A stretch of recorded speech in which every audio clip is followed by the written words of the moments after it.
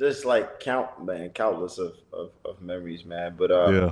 I think some of my fondest are really just like in the dorm, just Right. like Right. like for instance the baby powder night. Hey, what's up? My name is Rodney Cooper. I'm the host of Locker Room Talk with Coop. I got another great guest is coming in for you guys. I got my guy, my brother, Retin Obasohan. Me and Rit, we both stepped foot on campus in 2011, which was the highest recruiting class up until that point. And me and Rit, man, we shared a lot of stories and memories that you guys are definitely going to enjoy. And Rit, man, each year his stats improved. And his senior year, he averaged 20 points per game in conference play, which is crazy.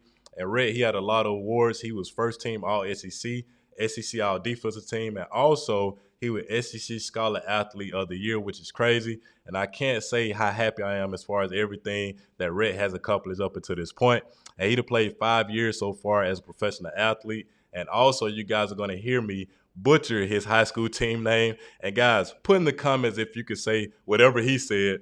And me and Red, man, we had a great conversation on a lot of different topics. And guys, make sure that you guys like, comment, share, and subscribe to the channel if you're enjoying the episodes. So check it out.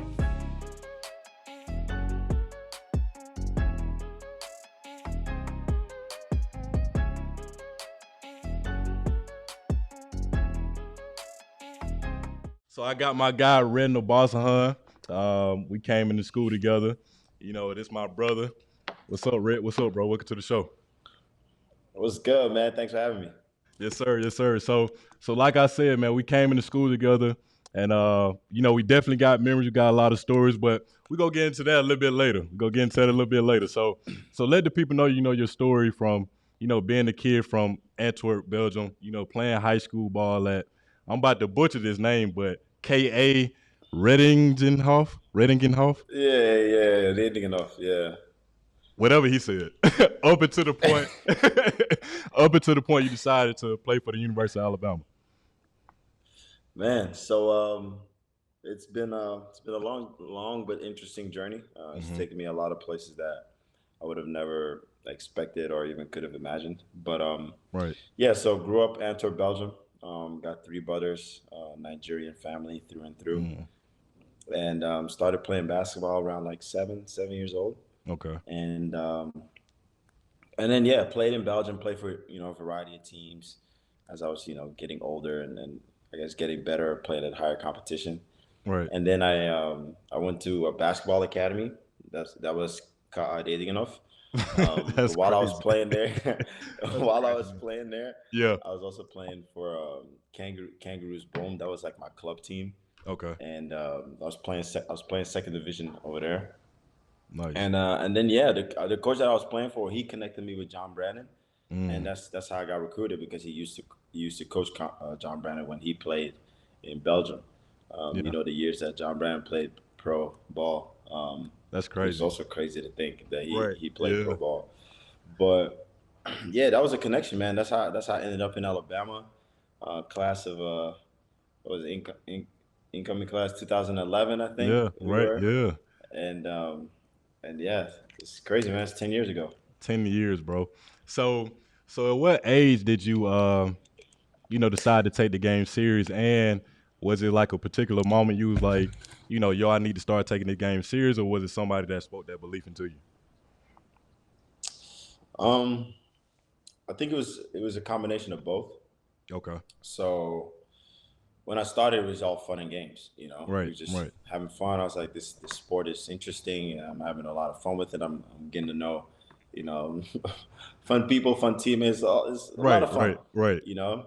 But as I was playing and getting older, I'd go to tournaments and then win a trophy, win a medal, Right. and then all of a sudden Win it's like, dunk oh, contest at 8 years old. But go ahead.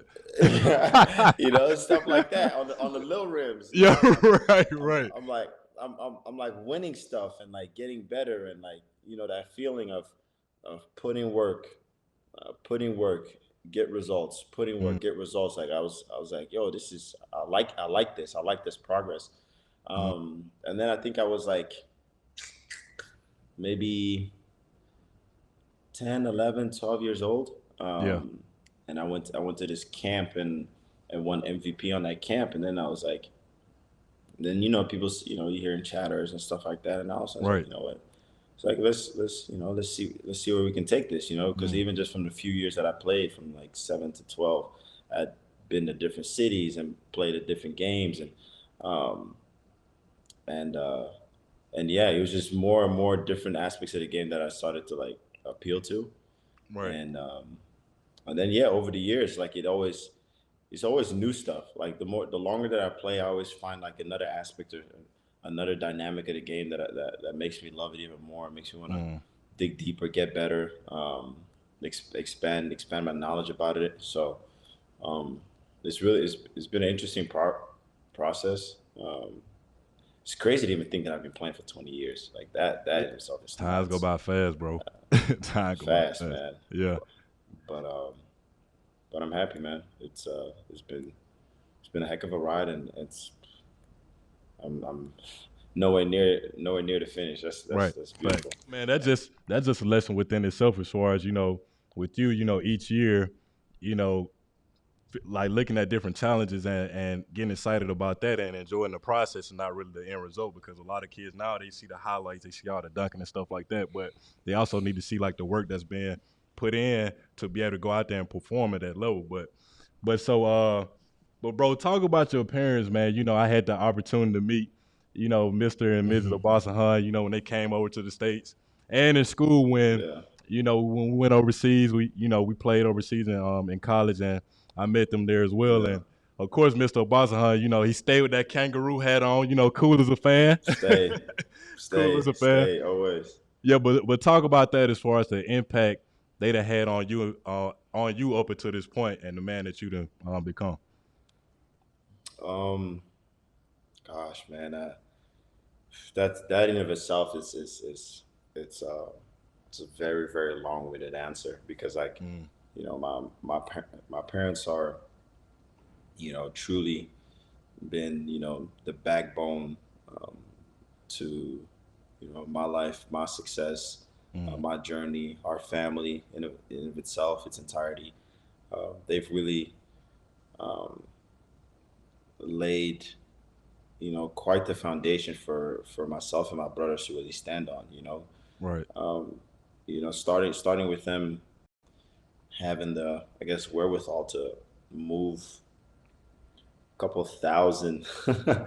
kilometers away from home to Belgium, just at a chance. There's Mm, no certainty that it would play out the way that they would want to. There's no way for them to know. They were like, right. let's just take this leap of faith Mm, in hope that by mm, us going to Belgium, we can create, a better opportunity for our kids, and right. that in of itself is a level of faith that is tremendously overlooked and underappreciated. Like that's nuts. You have like the comfort of your home, and they were just like, nah, we leave into a place we don't know nobody, never been, don't know the Mm, language, um, right. just in hopes that God will be faithful and we'll figure it out. So Right. um,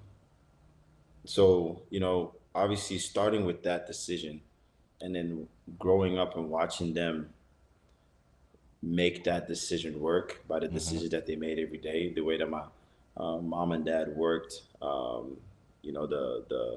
the core values they instilled in us, the principles, Right. the culture, um, was just really, it till this day, like a lot of the things that I do, say, think, feel are heavily shaped by that. Yeah. From just trusting the work, being disciplined, showing respect, but at the same time being um, tremendously confident in myself, and in Yeah. my preparation. All that stuff, like started at a young age when my parents were just like preaching that. They're Mm, like, um, things are not going to be given to you. They facts. might, but at the same time, like even that in of itself, you earned some way somehow, Right. right? Facts. Like, so you can say like if you reap something, the only way you can reap it is if somebody Oh, sowed it. So so even if right. even if even if you reap something you didn't sow, somebody did. So like say you get something that you weren't the person that necessarily invested, somebody did. So like at the same time, like if you really want to get those things in your life, or you want to create that life for yourself, there is a price that comes with that. Right. What that price may be, we figure out as we go through life, Hmm. but that price is there, and you have to be willing to pay it. Um, so yeah, man, like love my parents to death. They've been amazing even till this day. They're still um, heavily, I guess, a part of my life and the decisions that I make to this day. Hmm. And and yeah, man, they're a source of wisdom and guidance that are truly invaluable and hard to put in words. That's dope, bro. And I definitely appreciate you, sharing that part of your story as far with your family. And it's crazy because like the same thing with me. Like as I look back, as a kid, watching my family, people ask me, they ask me like, how am I wired the way that I'm wired, and it goes back to my family. My mom, Yeah. her work ethic.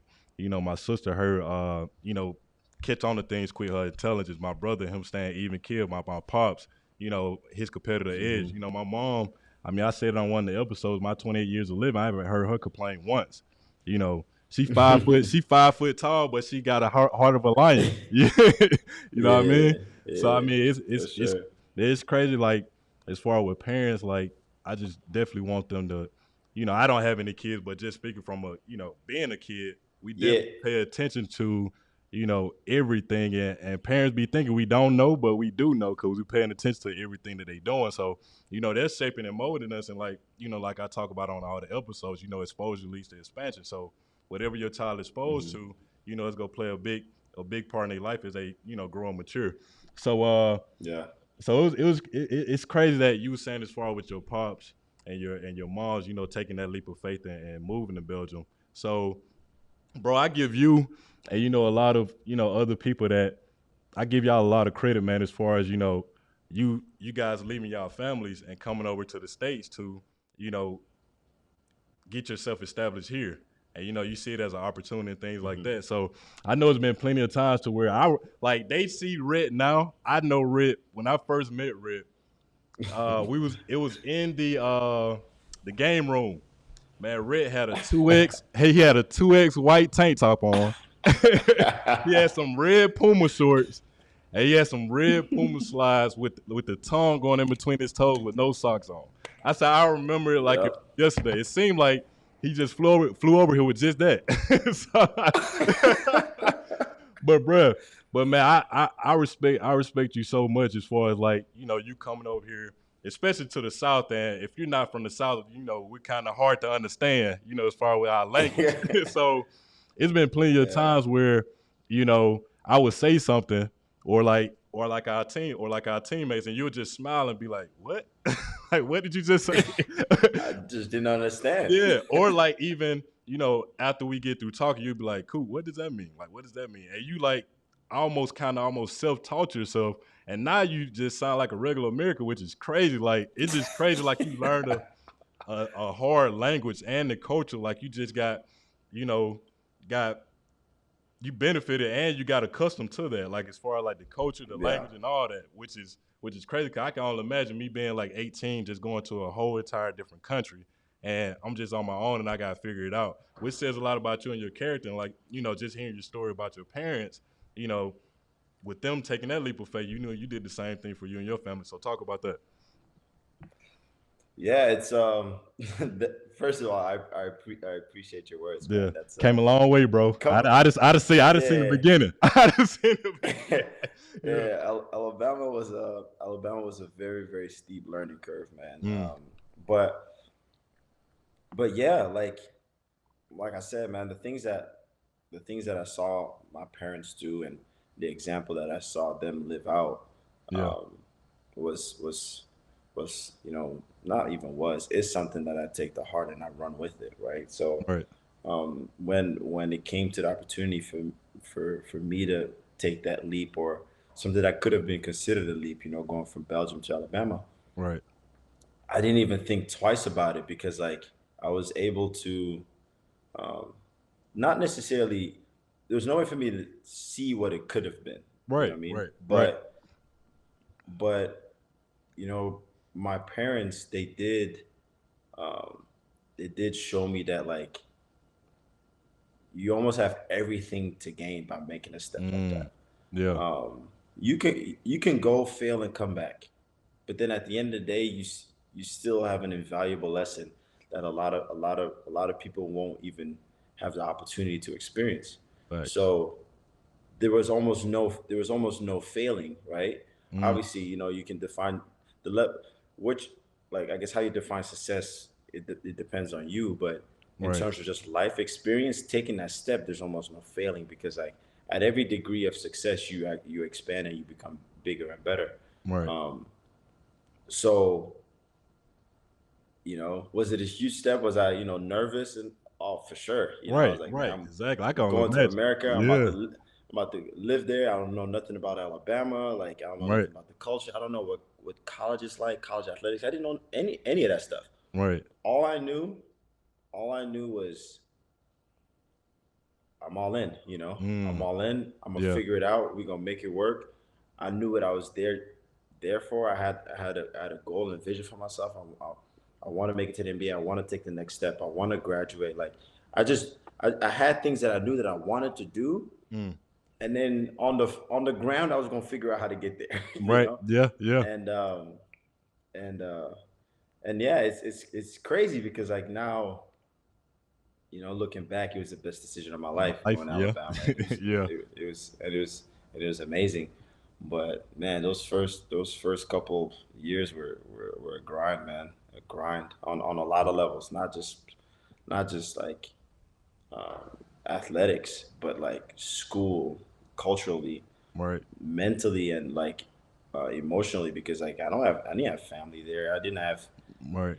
I didn't have like you a best friend that came that you did AAU with and stuff Right. like that. Like Yeah. I didn't have that. You know, you're just European African kid, and you're just like, okay, let's figure this out. You Right. know, and right. Right. but but yeah, it's you know, it worked out. You know, but you gotta stay with it through the good and the bad days. Mm. And it's crazy because just hearing what you just said, as far as you can fail and come back, but the thing is, like, I'd rather. I mean, I'm pretty sure you can agree to this too.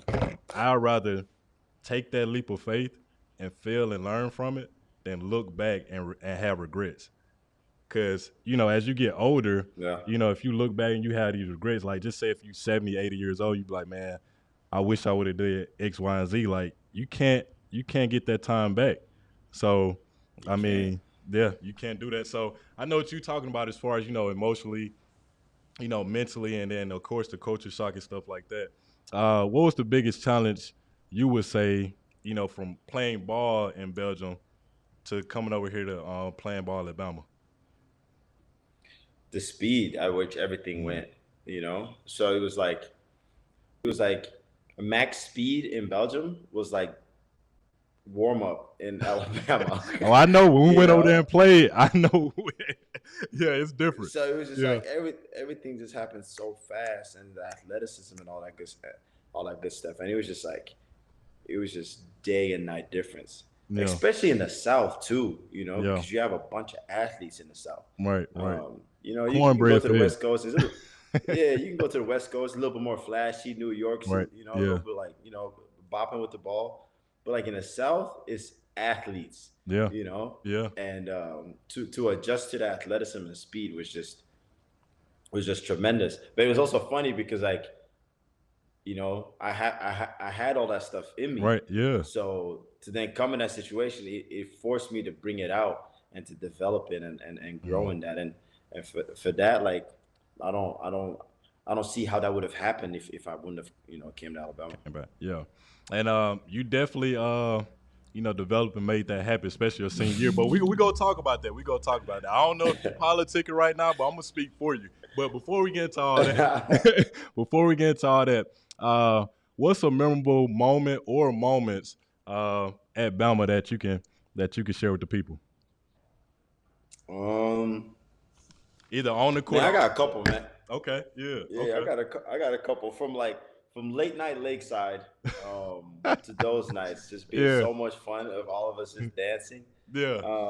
to Now Rick is to the jig king. Dougie jig, all the same thing. When he doing this, he signed the autograph and everything.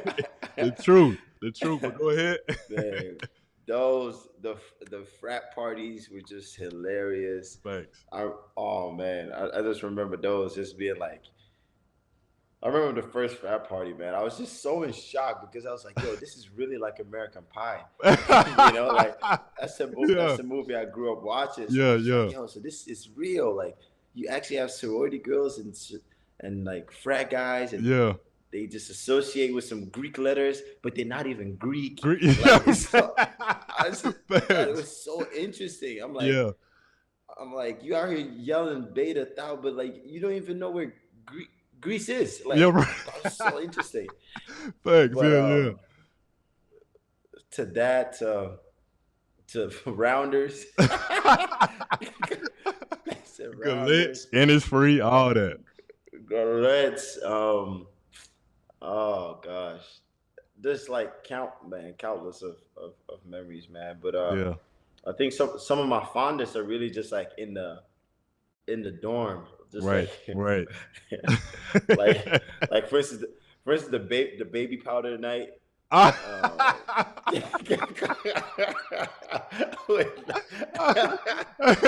remember? hey, hey, do you remember? Shout out Nick Jacobs, man. Do you remember that time when it was our freshman year, bro? Where the Concourse had came out, and it's been a minute. Like these were like legendary. Like so, Trevor Hmm. Lacey had got the Concords. Well, all of us did, but Lace had his on ice. Like they was in the shoebox. Like he did not wear them. And Nick, not for the people out there, not for the for the people out there, Nick wears a 15, but he wears anywhere from an 11 to a 15. So Anywhere. yeah. If your shoes are gone, you got to find Nick because he got them on. But we had went out. We had Uh, went out, bro. We had went out. We was on the strip. We was at Rounders, bro. And Nick came out there with lace Concords on. hey, hey, hey, I looked at Lace. Lace mouth was wide open. He said no. And Lace, he ain't the type to just get mad.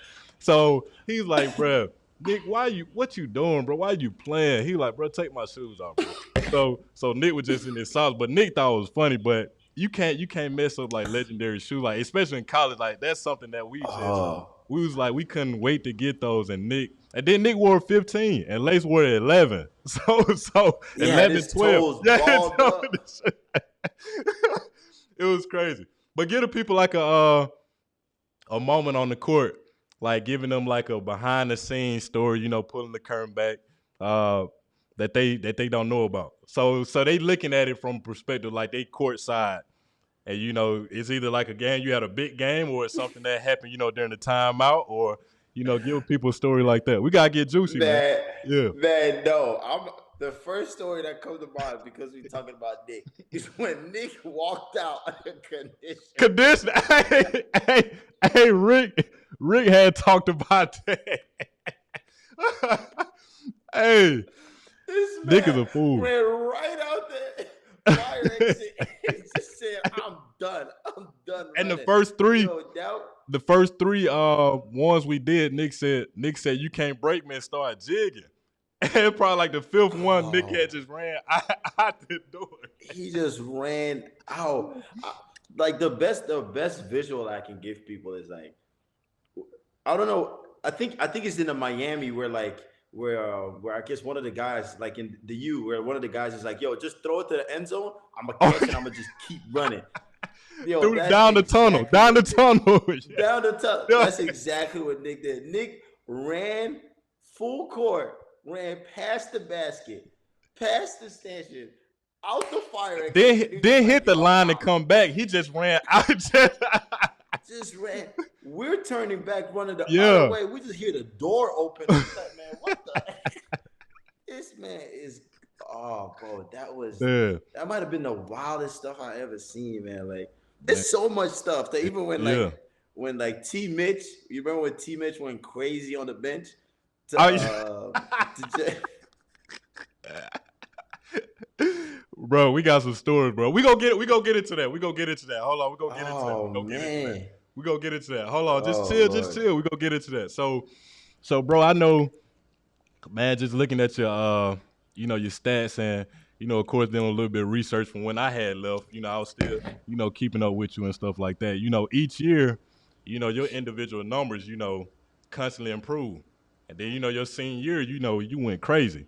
So, talk Yeah. about that process as far as, you coming in with us, in the 2011 class, having to redshirt your freshman year and Yeah. going through that process to where, like I said, your senior year, you went crazy.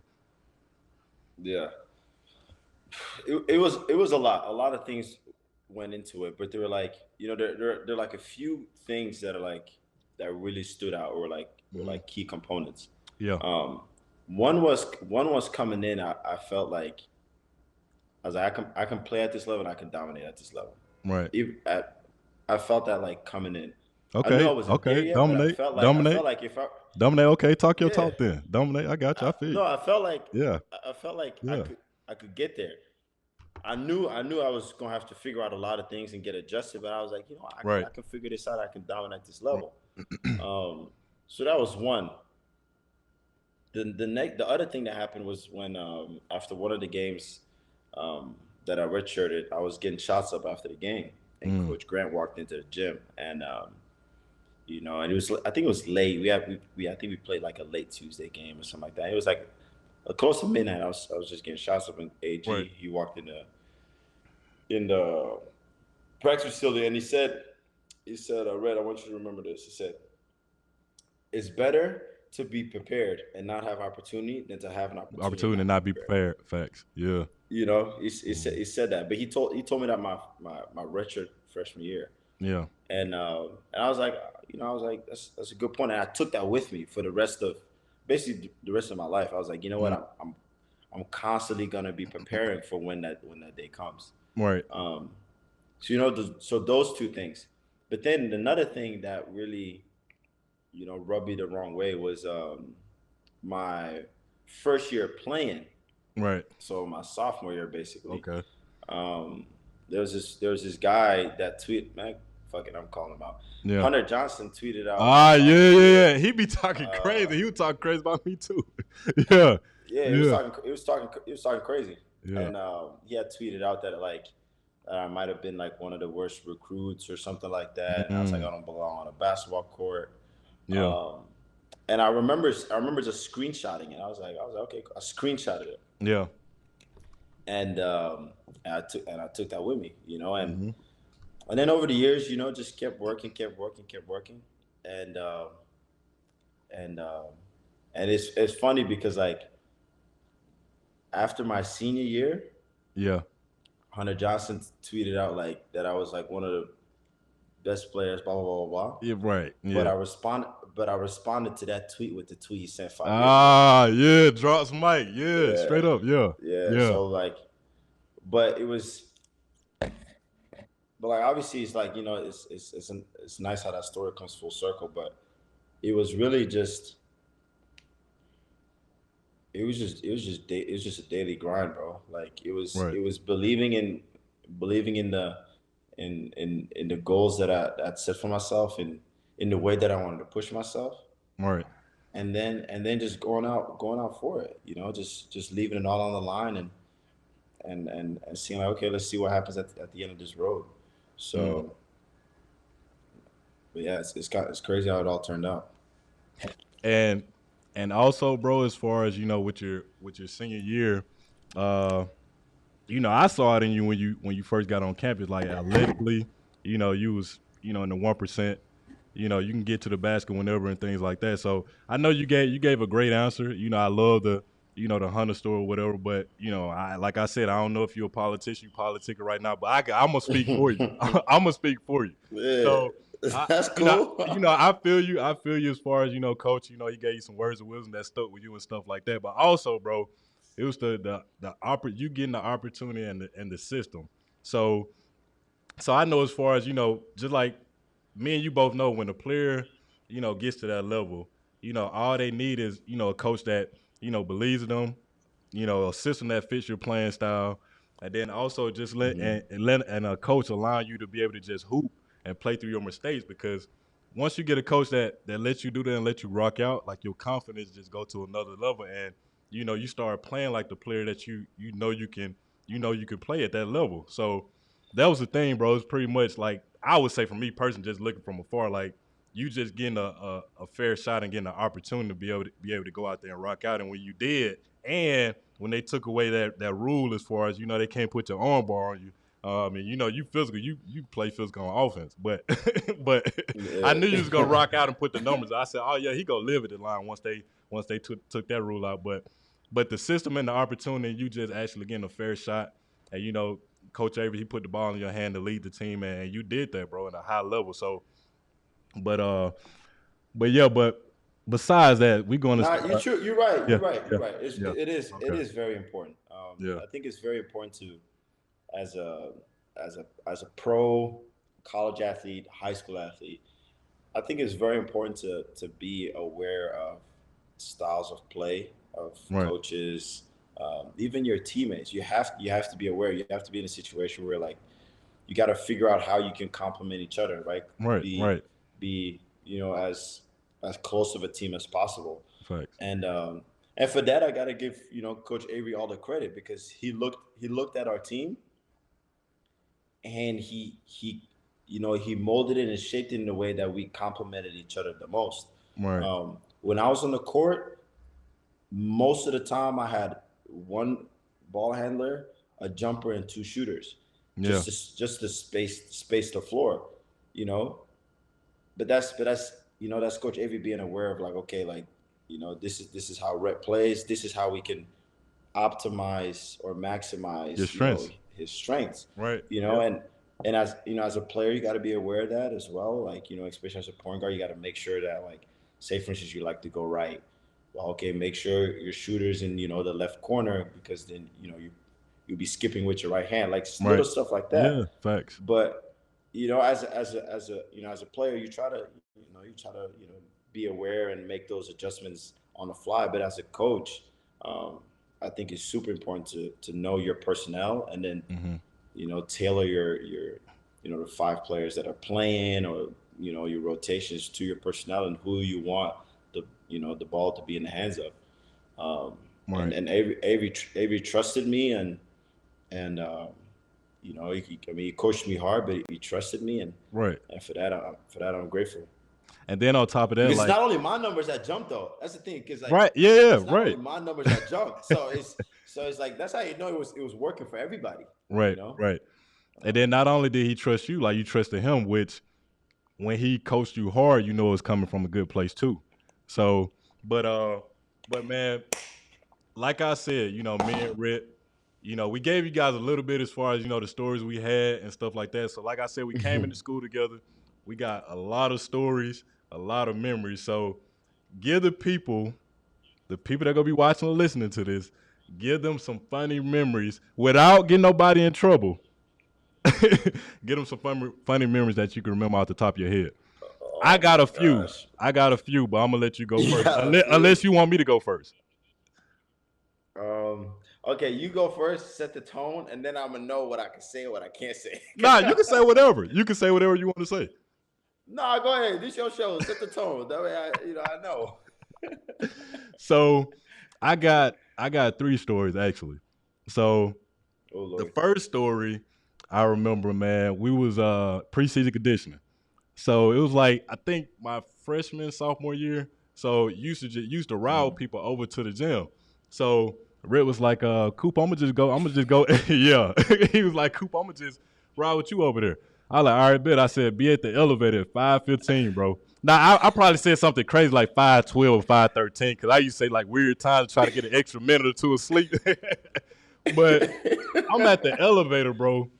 It's like 5:12. So I'm looking at my phone like, bro, 5:12, 5:15, 5:17. and we need to be over at the gym at 5:30. So we used to take our workout stuff over to the dorm so we can have it. We used to sleep in our tights, so just so we won't have to, waste time Get while some we over there. sleep. Yeah, some sleep, right? Thanks. So I'm like, bro, what Red doing? So I go to his room. The handle, I just walk right in. So I'm in the room. I go in the room, man, Red laying down. Red had a stocking cap on. First of all, he had a stocking cap on, trying to get waves. And I'm like, bro, Red, what you doing?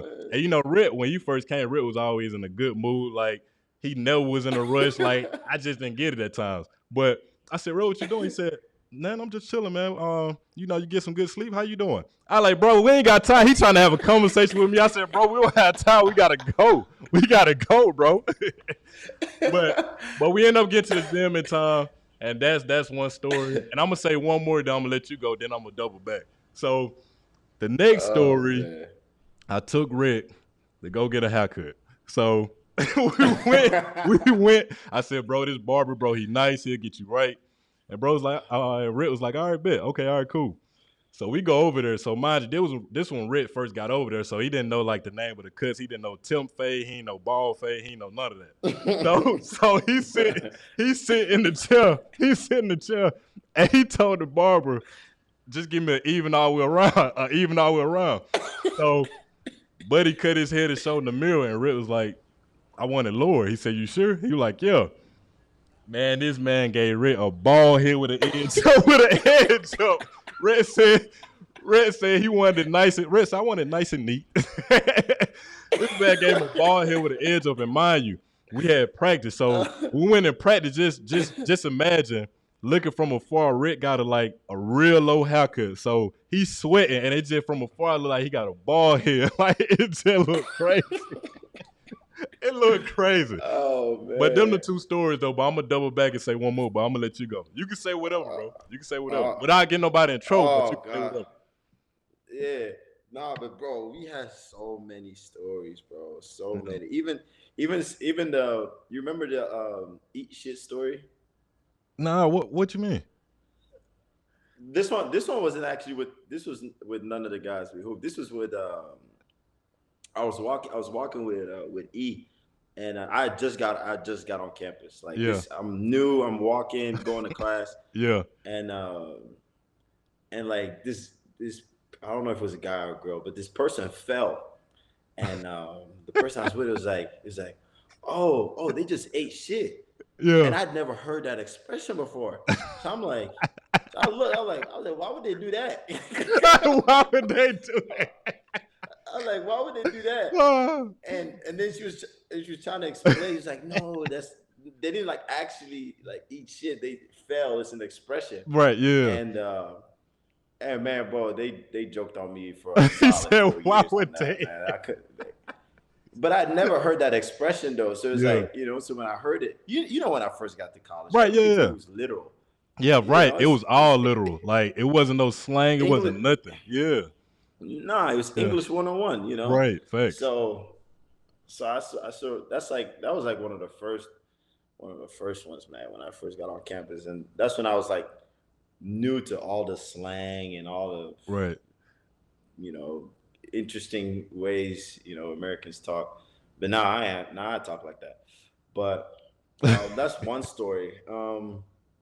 Let me see. Non-compromising stories, Lord. Non-compromising story. Non-compromising stories. It's pretty slim. It's pretty slim. Yeah, I don't want to jeopardize people's lives. Nah, but like. Go ahead, bro. Go ahead and say what you want to say. If it's out of control, we gonna bleep it. But go ahead. You remember at the lofts, bro? What happened? When we all lived at the lofts, and we would just be going into people's rooms.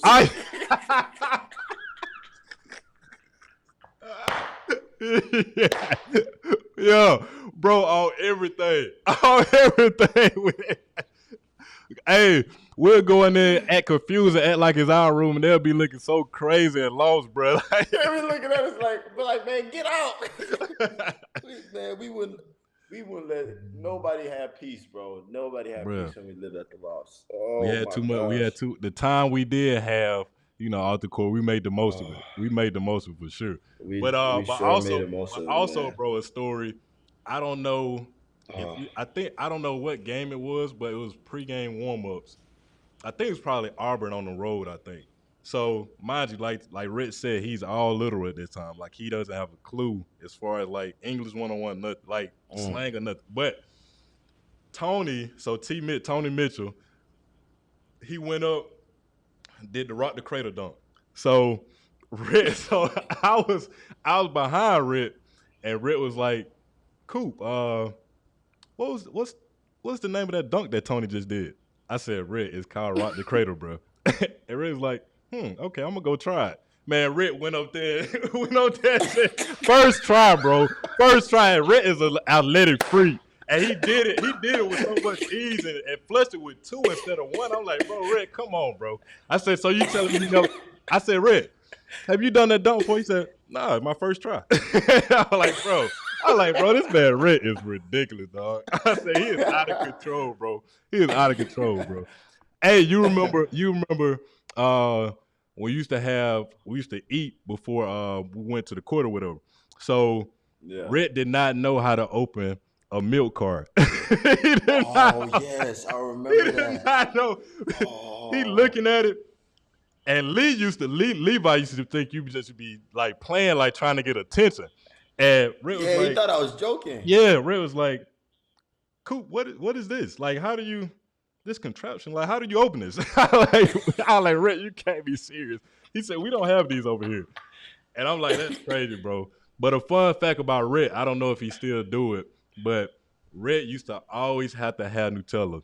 Always. Red would eat Nutella with bread with he would put it on anything. Red always had to have Yep, Nutella. I don't know if he I still still do it, but do. that's a okay. Yeah, Okay. I Yeah. still do. I That's still a do. fun that's a But fun yeah, fact about Red. but the milk carton, bro. Like I remember the first time I saw it, I Yeah. was just so confused because like That's how he was looking, y'all. That's bec- how he was looking. because like there was like in Europe, like you can like just unscrew Right. it. Yeah, So right. I'm looking at this thing like oh like there's no bottle cap. But when I was shaking, like I knew like there's liquid in it. Yeah. So I'm like, bro, I don't know how to open this. Yeah. Man, And that was crazy. Yeah. Levi actually got annoyed because He he did. actually He thought I was did. playing. He did. I was like, Lee, we don't have this in Europe. Like I've never Yeah. seen this before. Yeah. And uh, Lee was like, as smart as you are, like you can't figure this out. But nah, that was funny though. That was funny, man. I can definitely I was like, that's crazy. But anyway, so let's switch gears a little bit. I know with the phrase that you say and go by, which is vision over sight, which is yep. it's a dope saying, it's a dope concept. And so talk about that as far as, when you say vision over sight, what's your definition of it and what you mean by it? Man, I think like one of my favorite quotes to kind of go by that is the Stonecutter quote. Okay. Where it says like, when all else seems to fail, I go look at the image of a stonecutter hitting a Mm, rock, yeah. um, knowing that when he succeeds, it's not the 100 hits before that. It says it's not the 101st hit that broke the stone, but the 100 that came Before that. before it. Yeah. And that's like I think that's like a really great quote that kind of goes alongside with vision over sight because like Mm, vision over sight really started when I was a kid, yeah. but it didn't become those three words until I was an adult, now like 3 years ago. So what happened was after my year in Germany, so this is my second year. Yeah, this is my second year pro. Mm, I actually had a pretty good year, and I had like really nice offers going into the summer. yeah. But what happened was I ended up falling on my wrist with like 4 games left into the season, Mm, and and um, and I had 3 stress fractures in my shin. So hey, yeah. going into the off season, like my body was just beat up, you know what I mean? And I ended up Right. having double surgery. So I got my wrist fixed in May, and I had Yeah. my shin fixed in in June. Mm-hmm. So for a good while, I was Yeah. like, I had a cast here, and I had a walking boot on my leg. Like You I was was broke up. out. I You was was broke out. up. Yeah. Yeah, I was Yeah. yeah, I was messed up. I was messed Yeah. up for a good bit. And that was probably one of my darker periods. Mm. That was really one of my darker periods because like I had just had like a good season, Yeah. and then all of a sudden I'm like down and out. Like I gotta basically retrain my whole left arm, Mm. my whole right leg. Yeah. Like all the muscles there is gone, and I'm just Right. like, yo, I'm starting from scratch, and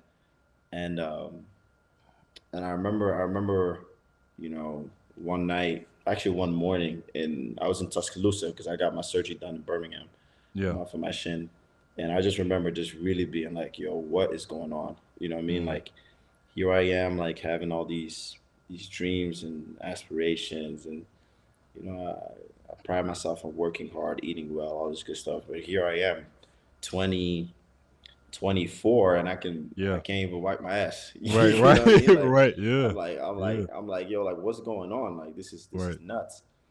And I remember like it was yesterday, man. Like I was really frustrated and just kind of like letting it all out. Like talking to God, like look, like Right. this can't be the end of my story. Like I Right. was like Like. it not like this. Like there's no Right. way, right? Right. Yeah.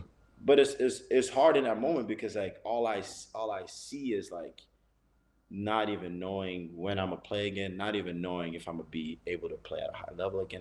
There's no way for me to see any of that possible because in that moment I'm just casted up, like Right. top to Yeah. bottom. Yeah. And at that moment, I felt I really felt God put on my spirit vision over sight, Mm. and that's one of the few times I've felt that I actually heard an audible voice, Yeah. Yeah. where like it wasn't my voice in my head, but where it almost felt like like a like an alternate voice talking to me, and Mm. uh, and it was interesting because like when I heard it, I automatically like knew what it meant to me. You know what I mean? Right. Like because when I heard it, it's like it was crazy. It's like as soon as I heard it, instantly I went back throughout my entire life, and I just started reviewing my journey from Yep. you know making it out of Belgium, the 5 years in college, which was 3 years ago. Yeah. Like going Right. through that to to my first year and my first pro year not being great at all, to then my second actually being much better, and it was almost as if it was like this is what vision oversight is. This is what vision oversight is. This is what vision oversight is. Like it was just like it was almost as if it was like, okay, this is when you lived it out. This is when you lived it out. This is when you lived Mm. it out. Yeah. And it was like the perfect word that I needed in that moment because I was like, okay, this is another opportunity to live that out in my life. Um, Mm. and and uh, and that's kind of how it came about, because that whole process ended up being an eight month rehab. That's the longest I've ever been out Yeah. for an injury, 8 months. Um, but even through that entire journey, I ended up going from not being able to wipe my butt to starting on our G League team, having triple doubles, having really good games, Mm. making the like elite camp for G League, and all that happened in like a 10 like a year. All that happened in a year.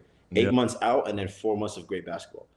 And and I just remember looking back at it because you can even go on my Instagram, and I posted it like the first day, the first game I played.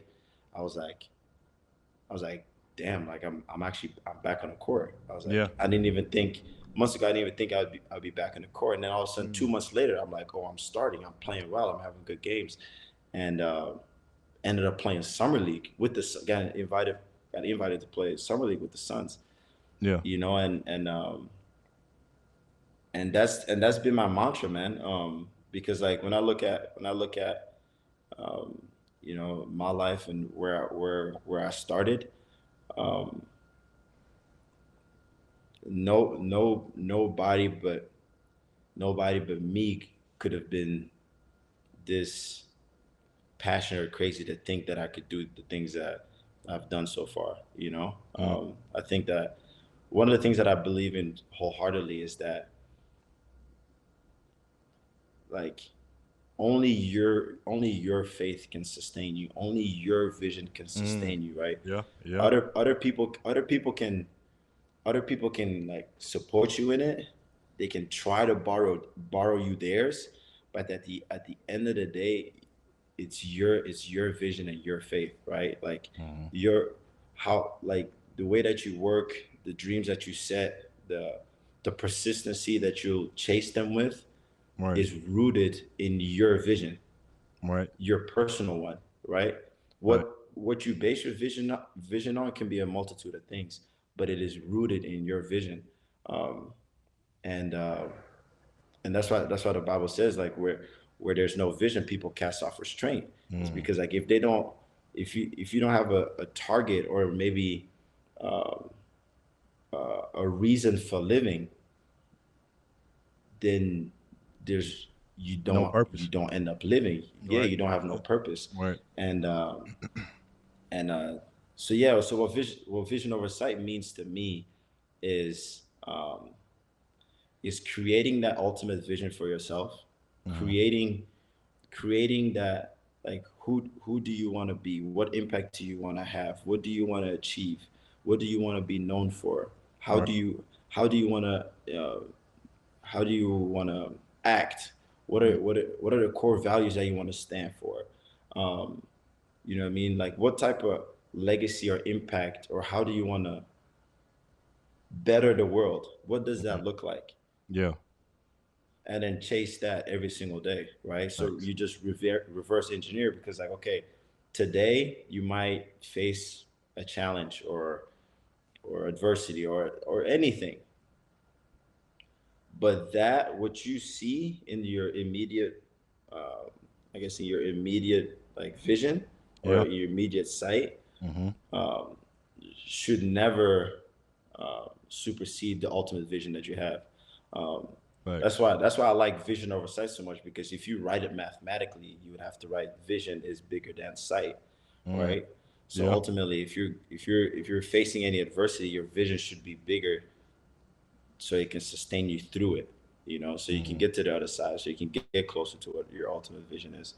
Um, and uh, and I've just found that same concept, like, replicated, or I guess manifested multiple times in my life, and I think it's a beautiful mantra or slogan that, people should take with them. right, Because especially, we've talked about this. We're living in a microwave society where everybody wants results now, right, which is cool. If you can want results fast. At the end of the day, you still have to become the person that can sustain them.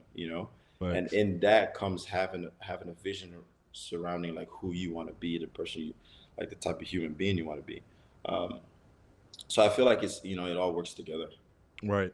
And just listen to what you're saying, bro. I know in Hebrews chapter 11, verse 1, it talks about faith is the substance of things hoped for and the evidence of things not seen. And I feel Yeah. like as far as us as people, like we take for granted the gift that God gave all of us, which is our imagination. And you know Yeah. what they say, if you can see it in your mind, you can hold it in your hand. So if you put the work Hmm. in and go through that process, your imagination can be, your reality in the future. But like you said, you got to go through that process. And we in a microwave, society now, to where we don't want to go through the trial and tribulation. So just like with you with, going 8 months without playing, you know, I feel like, God was taking you through a process to where you had to fully submit. You see what I mean? And then like the thing is, like like the same thing happened to me when I got injured. You know, at the time, of course I'm a spiritual person, stuff like that, but he had to take me through that process to where I had to fully submit to him. And it's crazy that you said, as far as you heard, you know, a voice and it wasn't like really your mind. I Hmm. know I had went through 21 days of prayer. It was the first time I ever Yeah. done it. It was the first time I ever done it. So the first day, the first day I was like, of course, we worship, and then he was like, all right, we go pray. We go pray for, it was a long time. And I was like, dang, I gotta pray for 25 minutes. God, dog, like, I'm praying for this long. What am I pray about? What am I pray about? But once you start understanding to where you stop, you know, you praying for other people and you praying for peace, you praying for all these different things. And the first day, bro, and mind you, I'm not this woo-woo guy. I'm gonna shoot you straight. I'm not gonna be like, Yeah. I felt this and I really did feel this, and I'm just, just lying and putting on this Mm-hmm. image. Like, no. The first day, bro, when I prayed, so I like, okay, let's see how this goes. It probably gonna take me every bit of 5 minutes, 5 minutes and 25. But bro, when I prayed, I had got a weird feel on my body, like I had got hot, and then I really do feel like I felt this touch like on my back. And then like it was like an overwhelming feeling. I almost broke down and I didn't know why. Like I'm like, bro, I'm about to cry for what I'm crying about. I want to cry about. Mm-hmm. But ever since that day, bro, like that junk had like it took me for a whirlwind. And mind you, I'm not that person to be like, I got the Holy Ghost every other day. Like, nah, like that moment was like different. So Yeah. but yeah, man, but on this show, like I say, the three things that I like to focus on is to entertain, inspire, and inform the people. So with you, like you said, you got injured using the cast and a boot, other than that, what was some adversity that you had to overcome that the people don't know about? Oh man. I don't want to be out here giving a laundry list of things that I went through. Well, you could just get one But story. Yeah. um, I think okay, like the main ones, right? So, like the double surgery, coming back from that, Right. I was tough. It wasn't easy, especially because I went to the G, and like playing in the G is not easy at all. Right. Everybody want to eat, right? So Thanks. managing that, coming back from a surgery and stuff like that, so that wasn't easy. Mm-hmm. My college journey, that in of itself wasn't easy, right? So Right. the first year redshirting, because coach looked me in my face and said I'm not good enough, to the next 3 years, not playing, not really playing, struggling with injuries, Right. to then by God's grace overcoming in my fifth. That was a story in of itself.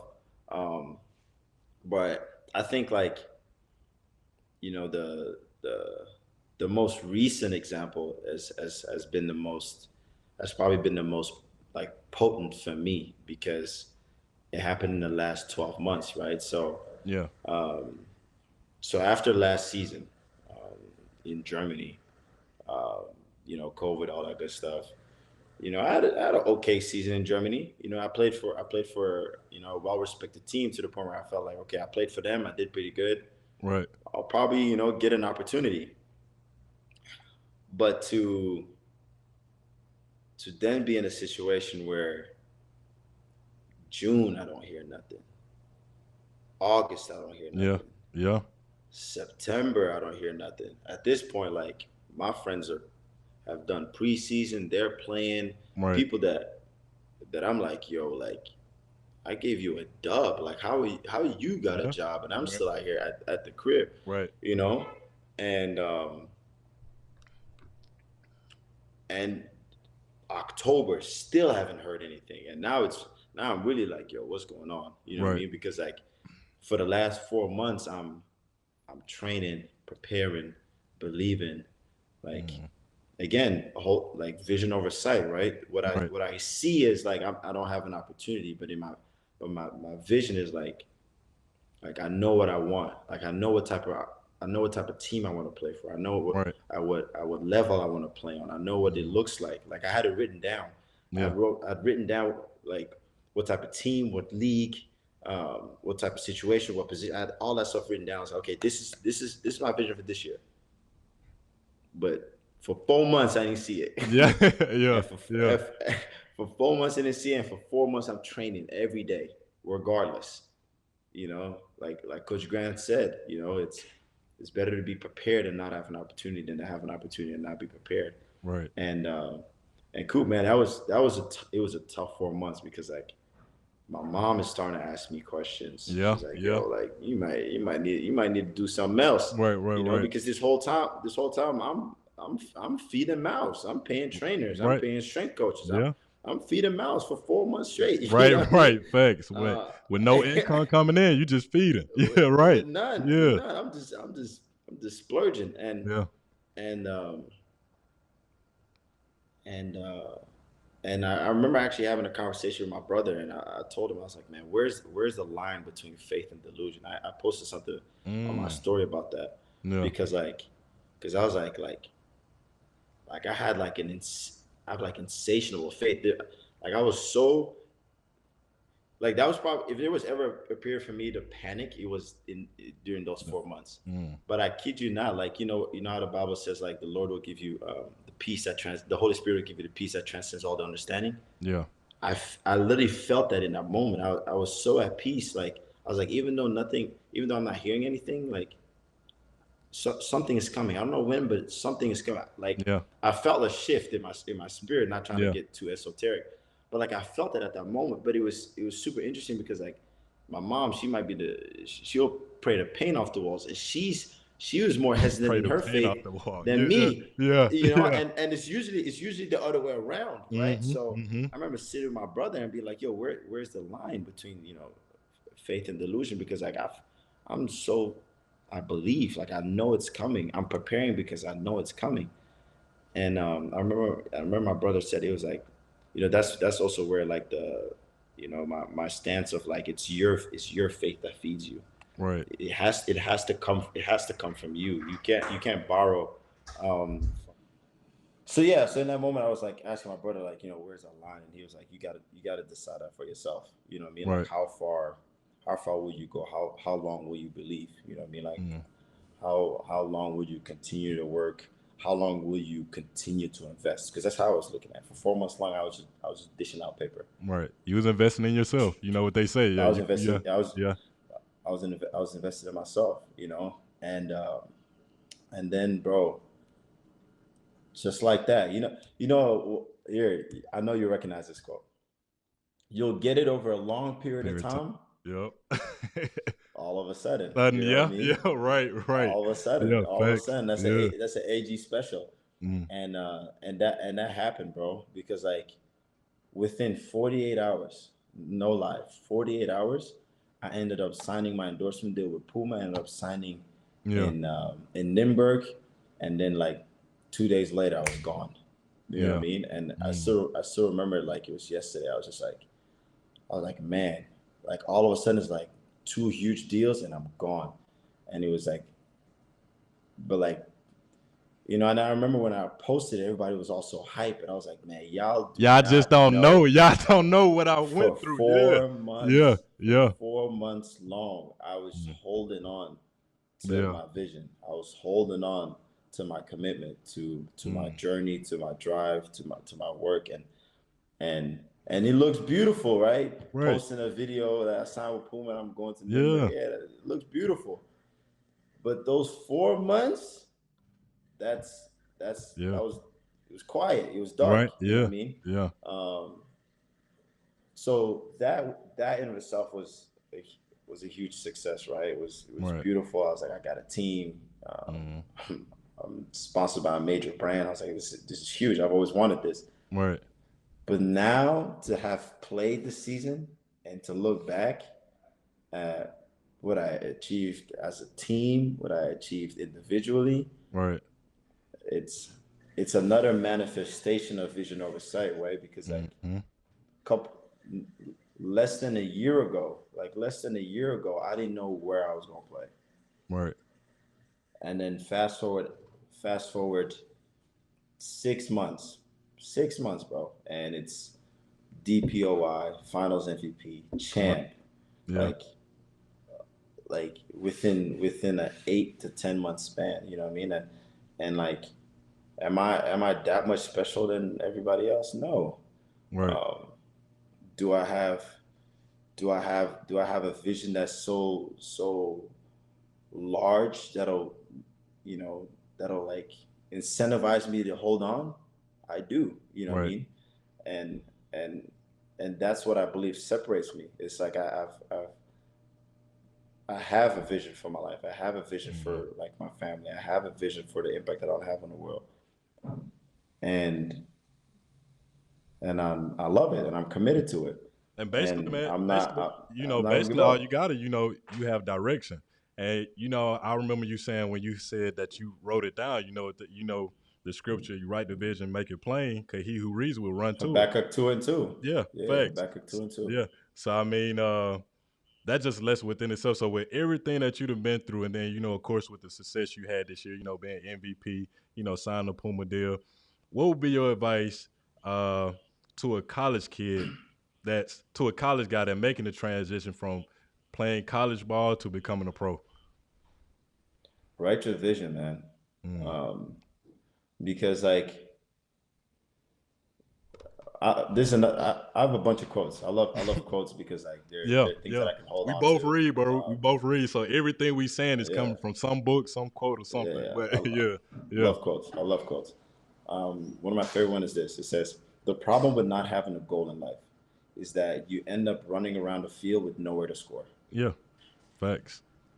You know, and I think that even if you don't necessarily know what it is you want to do or how you want to do it or what you want to achieve, I think it's important to let your creativity Mm. speak. So give yourself a moment to grab a pen and paper and just write. You Right, might not know, but like your spiritual intuition will take over, and trust it and write it down. facts. Um, and then build on that because like um, because they always say everything we need we have, Right, facts. but we Yeah, but we need but we need to take time to tap into that. because we're Let the all spirit talk to us, guide yeah, us. because we're all made in the image Exactly. and likeness of God, and we're all a creative Yeah. being. So we just like you said, we have all the answers that we need. Like we just gotta ask ourselves the right question.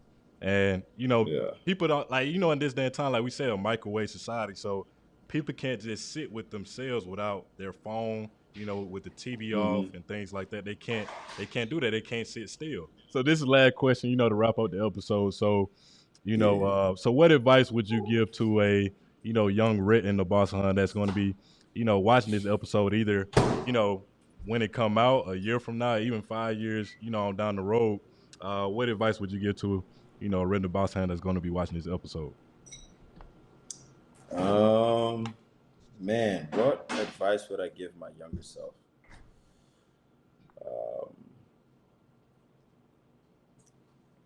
Um, um, the first thing that comes to mind is this snippet out of this movie I saw like a while ago, Mm, right? And in it, it's like this guy is talking to this lady, and he goes, "It's all a lie." And she's like, "What are you talking about?" He says everything they've ever said is all a lie. And she's like, "What do you mean?" He's like, okay. when they say it's not possible, it's a lie. When they Yeah. say Facts. it's complicated, it's a lie. When they Right. say it's not that simple, he says it's a lie. He says like all of that stuff, it's a lie. It's like it is that simple. Mm, It isn't complicated. It is possible. Um,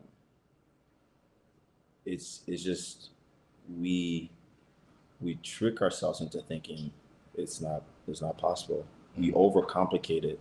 Um, it's not about knowing. It's not about necessarily knowing how you're going to get to the end destination, right? The beauty right. is in figuring it out along the way. Right. Because as you solve the problem of getting to your destination, you become a better person. You become a Facts. better person. You become better at problem solving. Um, you mature, right? And at Right. the end of the day, that's the essence of life: maturing and then helping other people achieve that same level of maturity along their journey. Right. Um, so that's honestly what I'll say. That was the first thing that jumped to mind is I'll just tell a young Redden, I was like, it ain't that complicated, man. Mm, Put in the work, believe, connect with good people, love on them, add value to them, right. and you'll see how things just open up for you. Mm. So basically, just to wrap up, what you just said is pretty much, you know, don't listen to, the criticism of other people, because all they're doing is just putting their limited No. beliefs and thoughts on you, and also finding joy in the journey. You know what I mean? So, but that was dope, man. That was dope, man. I appreciate you, man. And this is another episode. A locker room talk with Coop. Make sure you guys like, Yes, sir. comment, share this video with somebody you think will enjoy it. And also, man, if y'all enjoying the shows, man, make sure you guys subscribe to the channel, man. And Rit, man, I appreciate you coming on, bro. I appreciate you, man. Thank you, Rodney. Yes, sir.